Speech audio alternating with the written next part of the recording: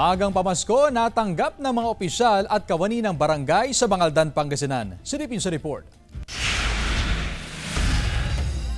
Maagang pamasko ang hatid sa mga opisyal at kawani ng bawat barangay sa Bangaldan, Pangasinan. Pinangunahan ng Community Affairs Office ng lokal na pamahalaan ang pamimigay ng regalo. Sunod-sunod po ang pagbibigay po ng ayuda. Lahat po yun yearly. Kaya ang munisipyo po ng Bangaldan ay busy po, lalo na ngayong Disyembre, of course. Bukod sa mga opisyal at kawani ng mga barangay, mabibigyan din daw ng maagang regalo ang iba pang grupo sa komunidad tulad ng mga TODA, PODA, Senior Citizens, PWD, mga vendor at iba pa. Ngayong araw, kasama ang mga opisyal ng Barangay Lanas sa nakatanggap ng biyaya. Mayroon tayong panghanda sa darating na Pasko.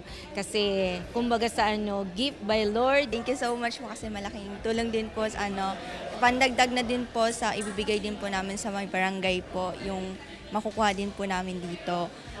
I-donate ko po as pang Christmas din po sa mga bata, pang dagdag po. Kada araw, 10 barangays ang pupunta sa Community Affairs Office upang kunin ang maagang pamasko. Gagawin ang aktibidad sa loob ng 3 araw hanggang mabigyan lahat ang mga opisyal at kawani ng 30 barangay sa bayan. Kasama si Jing Dakanay, CJ Torida, One North, Central Luzon.